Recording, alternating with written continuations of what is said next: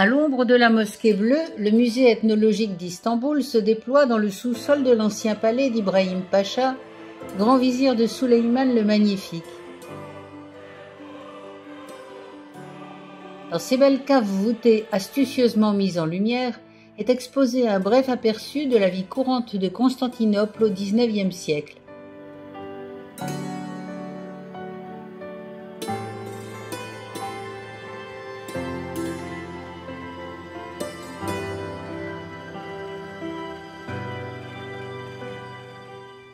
L'Empire ottoman a vécu.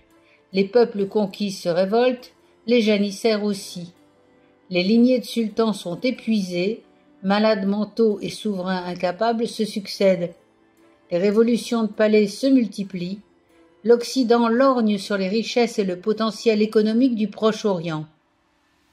Mustafa Kemal Atatürk arrive à point en 1923 pour créer la première république turque laïque, capitale Ankara, et donner à Istanbul son statut de ville cosmopolite, culturelle, économique de premier plan. Pour les voyages, le train, le fameux Orient Express, existe déjà, mais il n'arrivera à Istanbul qu'au siècle prochain. Alors on se contente du carrosse tiré par 2 chevaux, avec des malles bien pleines arrimées au-dessus et à l'arrière. À la halte, le vendeur de thé ambulant rafraîchit les voyageurs, pendant que le cocher rafraîchit les chevaux.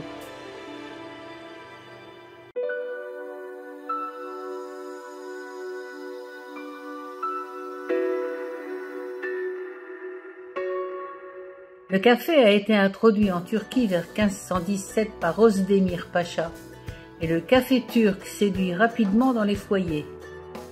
Vers 1555 s'ouvrent à Constantinople des maisons de café, lieu de vie sociale où se rencontrent voisins, poètes, janissaires, tout le monde en fait. À la fin du siècle, le cheikh ul-Islam Ebou Soud interdit le café pour des raisons sanitaires. Mais ni les vendeurs ni les consommateurs ne respecteront l'interdiction, et les sultans suivants finiront par abandonner.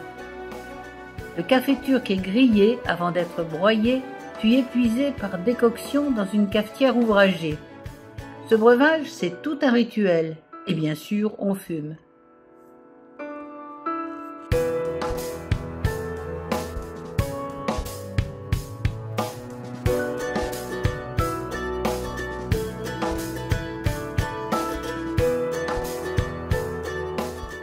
Les demeures d'Istanbul sont des constructions extravagantes apparues à la fin de l'Empire ottoman.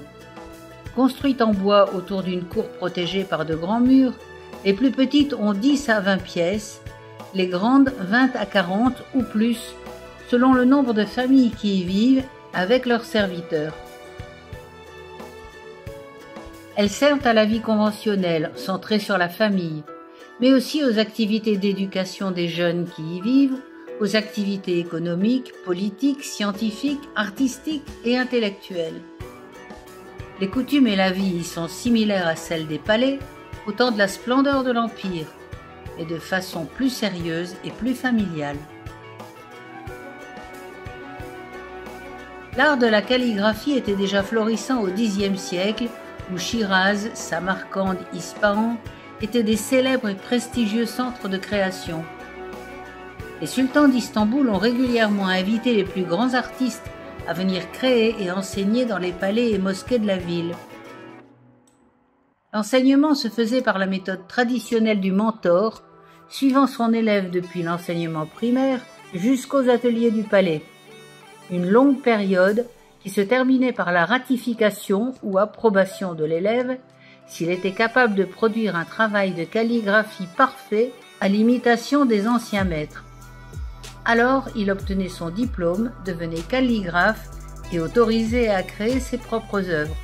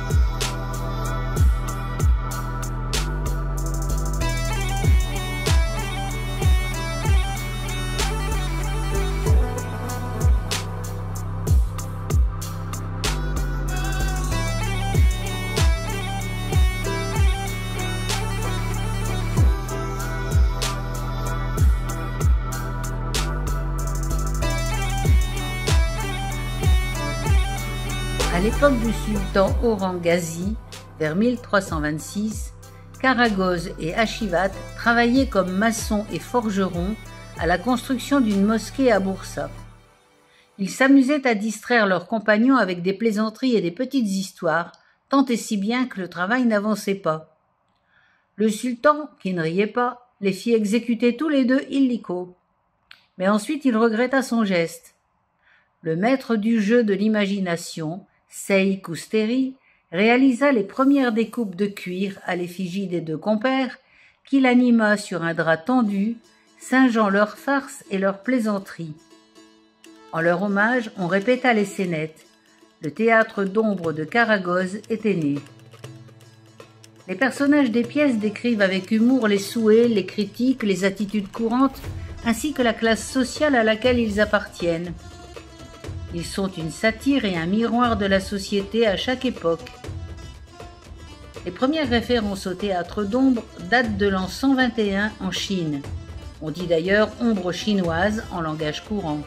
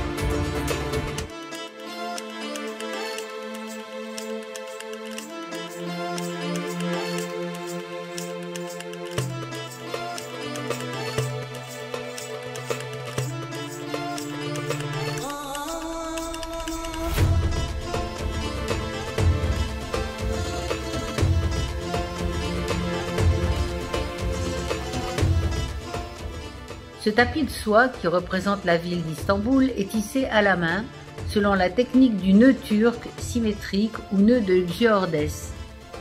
L'incroyable finesse des détails est due à la finesse des fils de soie, qui permet une grande densité de nœuds au mètre carré. La coloration des fils de laine ou de soie se fait au moyen de produits solubles dans l'eau.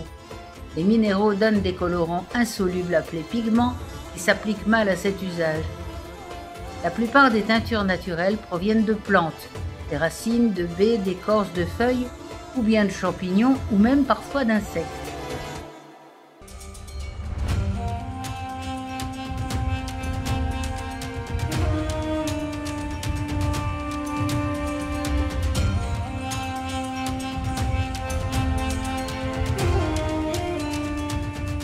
Dès 1790, progressivement, la redingote, le pantalon et les bottes de cuir noir remplacent la robe, le manteau et le turban, du moins dans les classes aisées. Au milieu du XIXe siècle, le vêtement s'occidentalise de plus en plus. L'apparition de jupes et de vestes dans un style européen total apparaît tardivement, vers 1861 pour les femmes. Mais à la fin du XIXe siècle, il est clair que la société d'Istanbul apparaît bien plus proche des sociétés occidentales, culturellement parlant, que les autres pays musulmans. Le bijou, qui existe probablement depuis l'apparition de l'homme, devait à l'origine être autant une amulette protectrice qu'un symbole religieux ou un simple élément de parure. Il pouvait alors être en coquille de nacre, en os, en bois, en pierre dure. Au XIXe siècle, les pierres et métaux précieux abondent et les techniques de fabrication sont à l'apogée de ce qui est devenu un art du joyau. Les incrustations, les sculptures, la nielle, le filigrane. Il n'y a plus de limite à la création, plus de frein à l'imagination. Le joyau est devenu essentiellement un élément de parure et de beauté pour les femmes et un signe de prospérité et de rang social pour les hommes.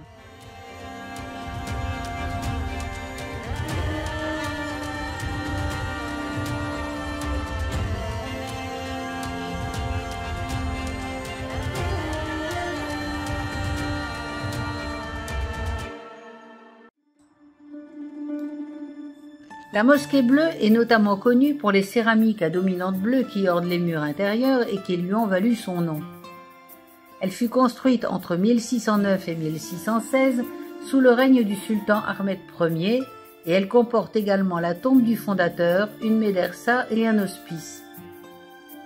La mosquée bleue a été conçue par Ahmed Ier pour rivaliser avec Hagia Sophia.